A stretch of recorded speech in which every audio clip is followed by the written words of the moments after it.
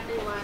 My name is Erin Kanzig. I am the Prime Minister of the country of and I am proud to be here with members of my parliament to discuss our policy initiatives after the collapse of Kayapara, our neighboring country to the south.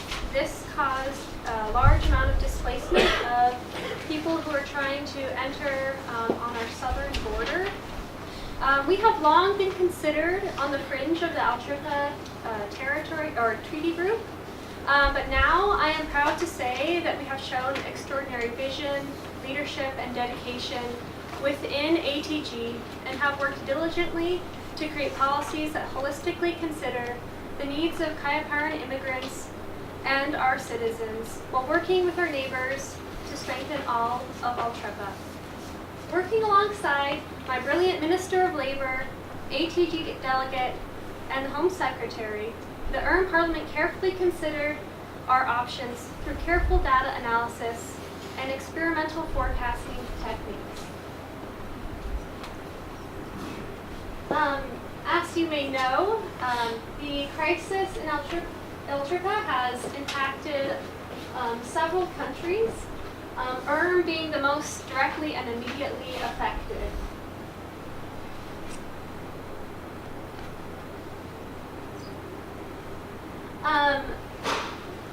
The placement recommendations that we made included opening our borders in order to initiate migrants being able to move freely into our country and also move northward into neighboring countries as well. And we also developed a holistic response to those who entered our borders, including providing them with adequate housing, food and employment, and language skill opportunities. And now I will turn it over to the Labor Minister. My name is Alyssa, and I am the Minister of Labor in Can you go to the next slide? So, because we border Kayapara to the north, we knew that we would face the most immediate influx of migrants and refugees. So the first thing we did was just kind of go into crisis mode and anticipate and expect that. And so we incorporated a set of policies that would anticipate that for a long term rather than just immediately. So we had, like we expected, a large increase of migrants, but as the other countries were able to adapt to that, we saw that level out, which you can see here. And after we considered the initial need for placement, we then moved into thinking about our employment and GDP growth, which is on our next slide. Employment became a challenge for us. We had a really good spike of it at the beginning, and then it kind of decreased but leveled out after that. And we expect that as the refugees and migrants develop their own businesses and work with the incentives we have, that will continue to increase after leveling out at this point. So that was our funding strategy. And now our home office group. Yes. I'm Haley. I'm the Home Office Secretary of If you'll go to the next slide, I will talk about what we did after we found out that we were able to accommodate everyone coming in and make allowances for various job opportunities and still had, surprisingly, a lot of money left over. We know that our history is a little checkered regarding humanitarian rights, and we wanted to take this opportunity to improve our standing in that area. So we spent a lot of time, a few years specifically devoted to increasing our humanitarian aid. We improved the housing situation of all migrants who came in. We gave cash allowances. We did whatever we could to make sure that migrants who came into our country felt welcomed.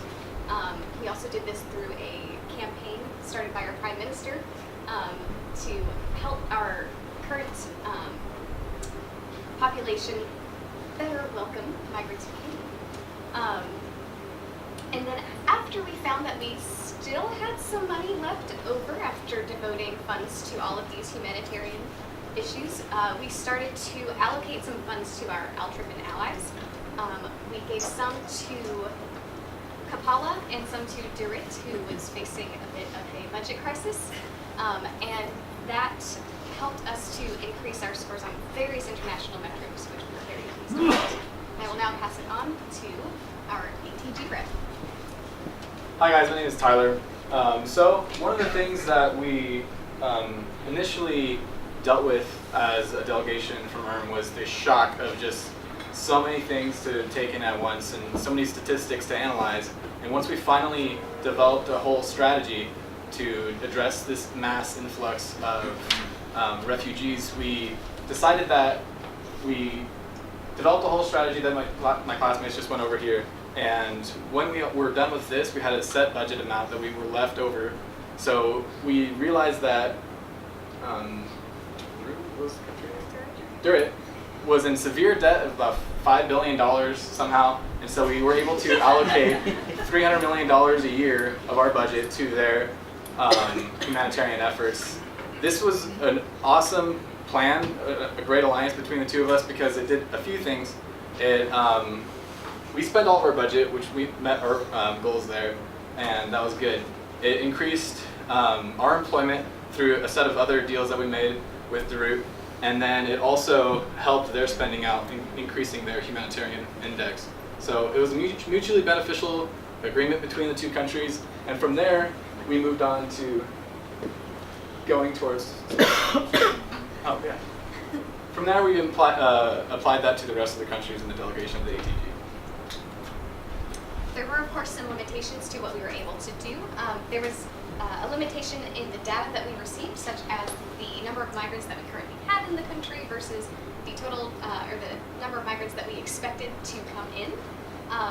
We were also unsure about the policies that our neighboring countries would decide to enact and how the relationship between our policies and their policies would affect the entire situation.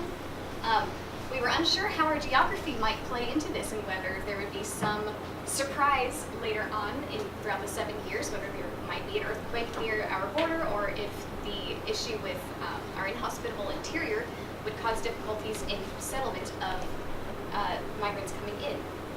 We were also quite unsure how to improve our economic development. Our GDP leveled off and our employment level of migrants did not change after the first 3 years. And there must have been some statistical anomaly that we couldn't account for. So, in conclusion, really quick, because I know we're going over time, our world performed really well as a delegation. I think I'm really proud of our fellow countries in addressing this humanitarian crisis. We engaged in authentic dialogue to meet our goals as an ATG. It just goes to show that working together as a group could really pay off. This may have been a simulation, but I really urge you guys to consider the values and the issues that countries face are in this symbolic simulation. It really applies to the real world today. So going on in your future lives, please remember this awesome day we had. Thank you guys so much for putting this on for us. We really appreciate it. Thank you to the University of San Francisco. Okay.